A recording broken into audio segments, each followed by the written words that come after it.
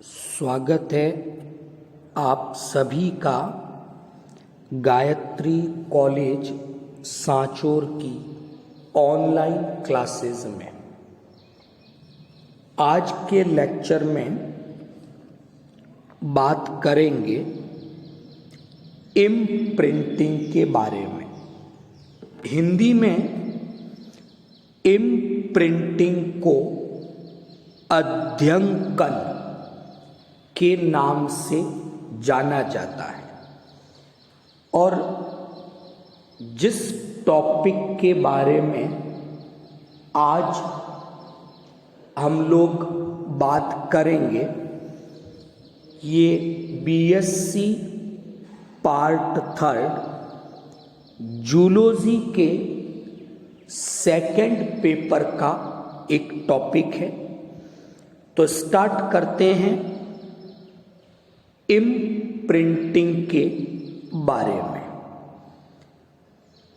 कल हम लोगों ने बात की थी दो प्रकार के व्यवहारों की, बिहेवियर की, और उसमें जो पहले प्रकार के बिहेवियर या व्यवहार जो थे वो इन्नेट, इंस्टिंक्ट, सहज व्यवहार थे, और जो दूसरे प्रकार के बिहेवियर या व्यवहार जो थे वो उपार्जित व्यवहार, लर्न्ड बिहेवियर थे। तो कल के लेक्चर में हमने बात की थी कि इन दोनों ही प्रकार के जो बिहेवियर है, जो व्यवहार है, उनमें क्या अंतर है, क्या डिफरेंसेस हैं। तो कल के लेक्चर में एक स्लाइड हमने इन दोनों प्रकार के व्यवहारों में अंतर की बताई थी। फिर कल हम लोग डिस्कस कर रहे थे डिटेल में जो लर्न्ड बिहेवियर है, जो उपार्जित व्यवहार है, उनके बारे में। और ऐसी बात की थी कि जंतुओं में जो ये उपार्जित व्यवहार है, जो ये लर्न्ड बिहेवियर है, ये कई प्रकार के हो सकते हैं। उसमें से कल के लेक्चर में हमने हैबिचुएशन बिहेवियर, जो एक प्रकार का उपार्जित लर्न्ड बिहेवियर है, उसके बारे में डिटेल डिस्कशन हमने किया था। कुछ एग्जाम्पल लिए थे हैबिचुएशन के। तो उसी कड़ी में आज हम लोग दूसरे प्रकार के उपार्जित व्यवहार, लर्न्ड बिहेवियर के बारे में बात करेंगे। और वो दूसरे प्रकार का जो लर्न्ड बिहेवियर है वो है इम्प्रिंटिंग। और इम्प्रिंटिंग को हिंदी में अध्यंकन के नाम से जाना जाता है। तो आज का जो लेक्चर है अपना, उसमें हम इम्प्रिंटिंग, अध्यंकन व्यवहार के बारे में बात करेंगे और कुछ उदाहरणों की सहायता से इस इम्प्रिंटिंग बिहेवियर को समझने की कोशिश करेंगे। तो हमारे आसपास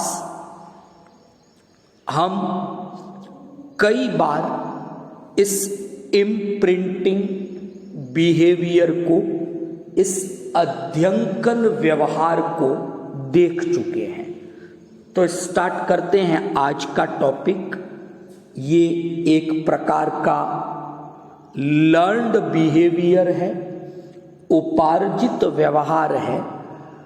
और ये बाकी के जो लर्न्ड बिहेवियर है, जैसे habituation, classical conditioning, trial and error learning, latent learning, insight learning, reasoning, तो जो बाकी के लर्न्ड बिहेवियर हैं उनसे इम्प्रिंटिंग एक अलग प्रकार का लर्न्ड बिहेवियर है। तो आज डिस्कस करेंगे कि ये किस प्रकार बाकी के जो दूसरे लर्न्ड बिहेवियर हैं उनसे अलग है। तो स्टार्ट करते हैं टॉपिक को, इम्प्रिंटिंग, अध्ययन। पहली इस स्लाइड के अंदर एक छोटी सी इंट्रोडक्शन, एक छोटी सी डेफिनेशन, जानकारी हम इम्प्रिंटिंग के बारे में, अध्ययन के बारे में पढ़ेंगे। तो पहली चीज कि जो इम्प्रिंटिंग है तो ये लर्न्ड बिहेवियर। एक चीज तो क्लियर कि ये एक प्रकार का लर्न्ड बिहेवियर है, लेकिन जो इंस्टिंक्टिव बिहेवियर है, जो इन्नेट बिहेवियर है, जो सहज व्यवहार है, जन्मजात व्यवहार है, ये उसके साथ घनिष्ठता से जुड़ा रहता है, क्लोजली एसोसिएटेड रहता है। तो इम्प्रिंटिंग एक ऐसा लर्न्ड बिहेवियर है जो इंस्टिक्ट बिहेवियर, सहज व्यवहार, जन्मजात व्यवहार के साथ घनिष्ठता से संबंधित रहता है। दूसरी इंपॉर्टेंट बात कि अगर मैं और सरल रूप में कहना चाहूं तो जो इम्प्रिंटिंग है वो एक ऐसा व्यवहार है जिसमें लर्निंग भी सम्मिलित है और जो इन्नेट, जो सहज जन्मजात व्यवहार है वो भी सम्मिलित होता है।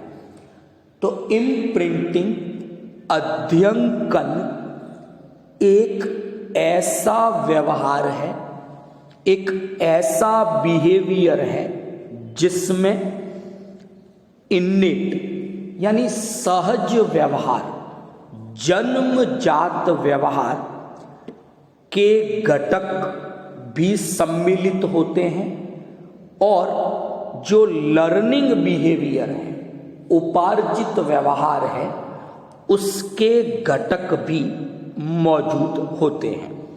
तो दो बातें डिस्कस की अभी तक। और तीसरी सबसे इंपॉर्टेंट कि जो इम्प्रिंटिंग बिहेवियर है, अध्ययन जो व्यवहार है, वो इररिवर्सिबल है, यानी एक ही दिशा में सीखा जाएगा, वापस उल्टी दिशा में ये व्यवहार प्रदर्शित नहीं होगा। तो जनरली इम्प्रिंटिंग इररिवर्सिबल है, ये एक ही दिशा में प्रदर्शित होने वाला व्यवहार है। तो यहाँ पर इस स्लाइड में ये समझने की हमने कोशिश की कि इम्प्रिंटिंग बाकी के जो दूसरे लर्न बिहेवियर है, उपार्जित व्यवहार है, उनसे अलग प्रकार का होता है।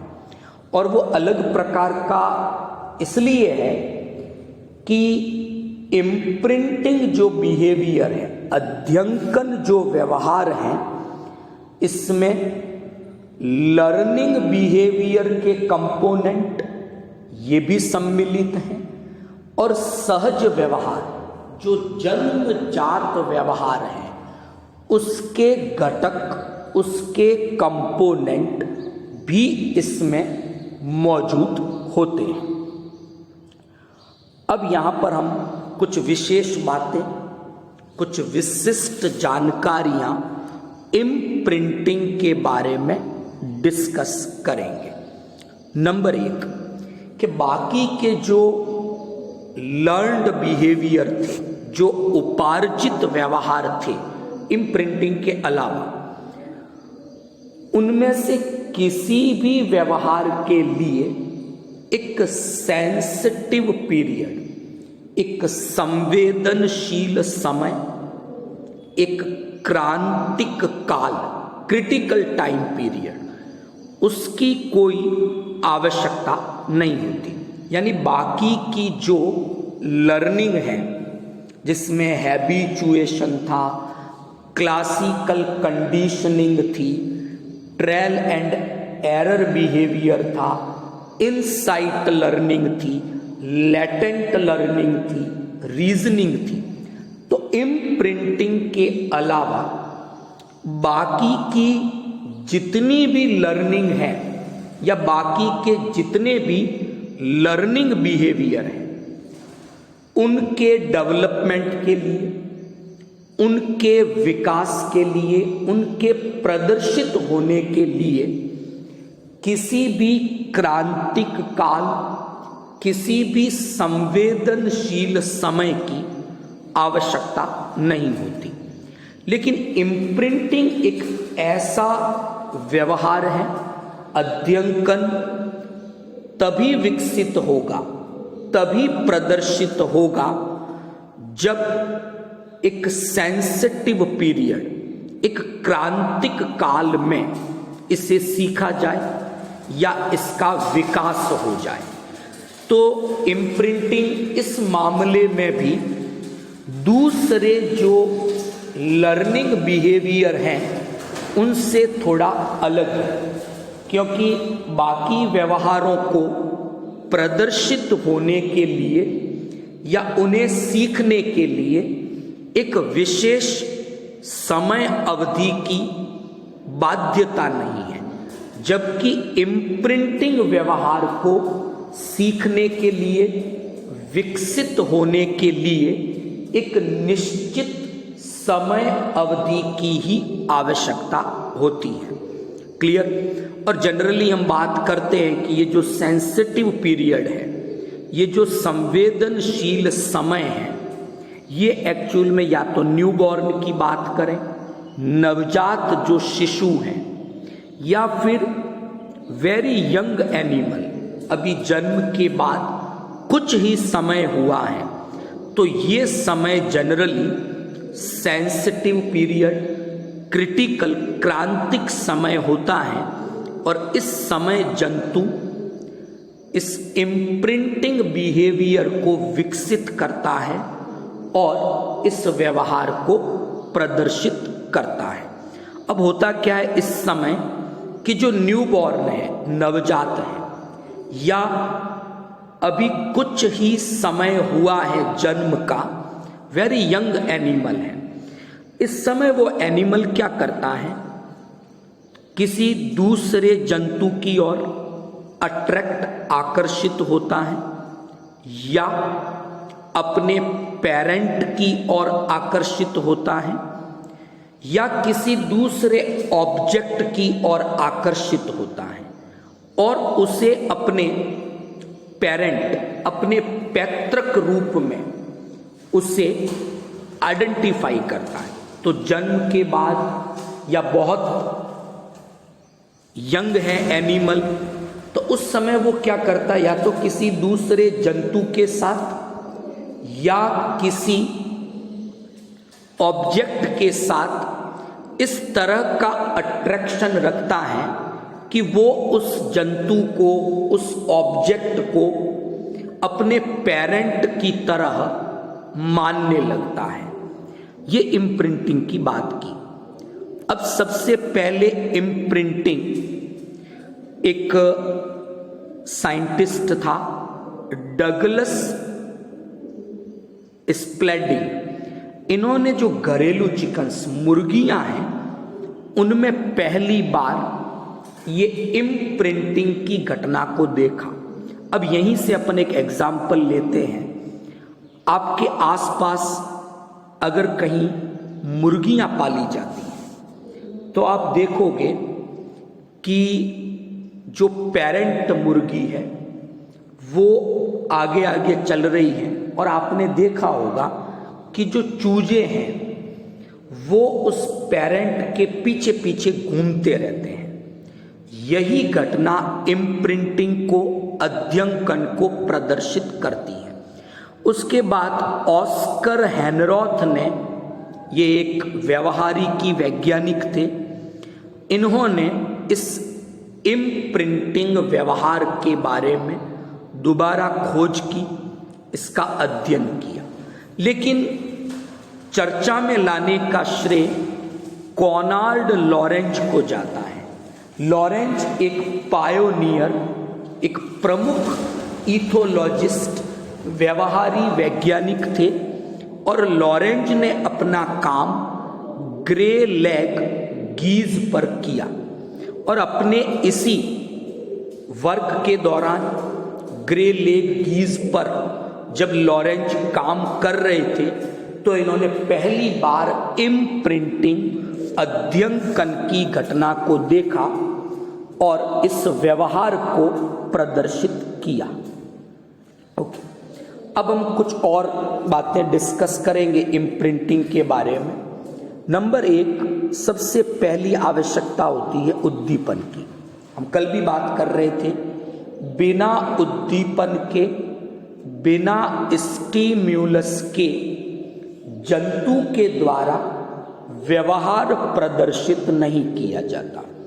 तो जो इम्प्रिंटिंग बिहेवियर है उसके लिए भी एक उद्दीपन की, एक उपयुक्त स्टिम्युलस की आवश्यकता होती है। लेकिन शर्त ये है कि ये उद्दीपन एक क्रिटिकल पीरियड, क्रांतिक समय, जो सेंसिटिव टाइम मैंने बताया था, जनरली आफ्टर बर्थ हो गया, आफ्टर हैचिंग, अगर अंडा है तो उसके स्फुटन के ठीक बाद या जन्म के ठीक बाद, ये जो पीरियड है ये क्रिटिकल या सेंसिटिव पीरियड है।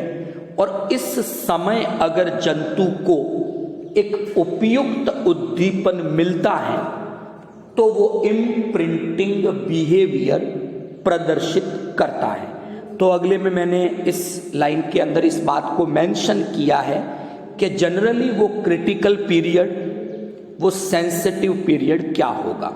तो जनरली अगर मुर्गियों की बात करें, पक्षियों की बात करें, तो स्फुटन के 13 से 16 घंटे के बीच का जो समय होता है वो क्रिटिकल, वो सेंसिटिव पीरियड होता है इम्प्रिंटिंग के व्यवहार को प्रदर्शित करने के लिए।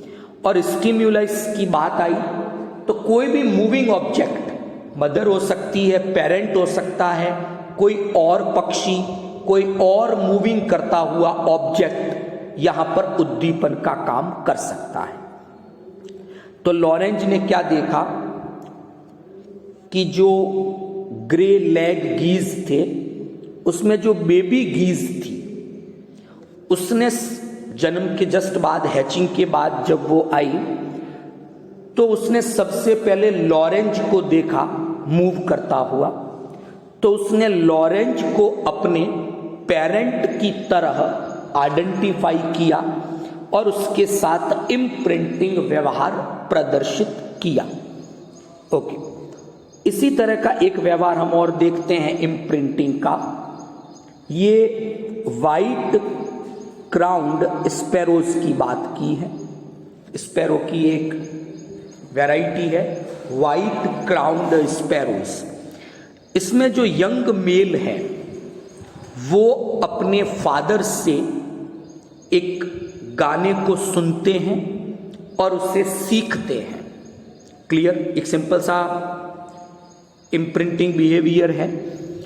अब अगर एक मेल, जब वो न्यू बॉर्न है, हैचिंग हुई और उसके बाद उसे आइसोलेशन में रख दिया जाए, यानी अब वो फादर के कांटेक्ट में नहीं है, तो ऐसी कंडीशन में वो एक एबनॉर्मल सॉन्ग गाता है। इसका मतलब यहाँ पर जो फादर से उसने गाना सुना एक्चुअल में वो इम्प्रिंटिंग के लिए रिस्पॉन्सिबल था। तो यहाँ पर ये एक और एग्जाम्पल हमने बात की। अब इस लास्ट स्लाइड में मैंने निष्कर्ष रूप में इम्प्रिंटिंग के लिए कुछ बातें बताई। नंबर 1, बिना उद्दीपन के इम्प्रिंटिंग अध्यंकन व्यवहार प्रदर्शित नहीं होगा। वो उद्दीपन कोई मूविंग ऑब्जेक्ट हो सकता है, कोई विशेष प्रकार की गंध हो सकती है। क्लियर? दूसरा, इम्प्रिंटिंग के लिए एक सेंसिटिव पीरियड चाहिए, क्रिटिकल टाइम कह दो, और जनरली ये बर्थ के बाद का समय है। अंडे है तो स्फुटन के ठीक बाद का समय होता है। तो जनरली अगर ह्यूमन के केस में देखें तो पहले कुछ महीने, कुछ वर्ष जन्म के पश्चात क्रिटिकल पीरियड या सेंसिटिव पीरियड का काम कर सकते हैं। अब ये जो इम्प्रिंटिंग बिहेवियर है, अध्यंकन व्यवहार अगर हमें देखना है, आप पक्षियों में देख सकते हो, मैमल्स में इसे देख सकते हो। हमारे घरों में भी हम देखते हैं जो नवजात शिशु होता है वो अपनी माँ के पीछे पीछे चलता है। ये भी एक प्रकार की इम्प्रिंटिंग का ही उदाहरण है। सर्कस में आपने देखा होगा कि जो ट्रेनिंग दी जाती है विभिन्न प्रकार की इवेंट के लिए, विभिन्न प्रकार की फिजियोलॉजिकल एक्सरसाइज के लिए, ये यंग एज में ही क्यों दी जाती है? क्योंकि जो यंग एज है वो क्रिटिकल टाइम है, सेंसिटिव टाइम है इम्प्रिंटिंग के लिए, तो व्यक्ति जल्दी सीखता है। स्कूल जाने के लिए जो समय निर्धारित किया गया है कि 5 वर्ष की आयु के बाद, तो उस समय भी इम्प्रिंटिंग की कैपेसिटी सेंसिटिव टाइम है। तो लॉरेंज के बारे में भी आपको याद रखना है कि ये जो मैक्सिमम वर्क स्टडी इम्प्रिंटिंग को लेके की वो सबसे पहले लॉरेंज के द्वारा की गई। तो आई होप आज का जो टॉपिक था लर्निंग में इम्प्रिंटिंग के बारे में आपको समझ में आया होगा। और ये इम्प्रिंटिंग कई टाइप की, जैसे फिलियल इम्प्रिंटिंग जिसमें शिशु अपनी मदर के पीछे पीछे घूमता है, इसको हम फिलियल इम्प्रिंटिंग के नाम से जानते हैं। इसी तरह दूसरे प्रकार की इम्प्रिंटिंग है जिसे मेटिंग इम्प्रिंटिंग, जिसमें एक जो जंतु है वो अपने सेक्स पार्टनर की सर्च करता है, उसका आइडेंटिफिकेशन करता है। ये भी एक प्रकार की इम्प्रिंटिंग है। तो फिलियल इम्प्रिंटिंग हो गई, सेक्सुअल इम्प्रिंटिंग हो गई, इसी तरह फीडिंग इम्प्रिंटिंग हो गई। तो कई प्रकार की इम्प्रिंटिंग होती है। Thank you all of you.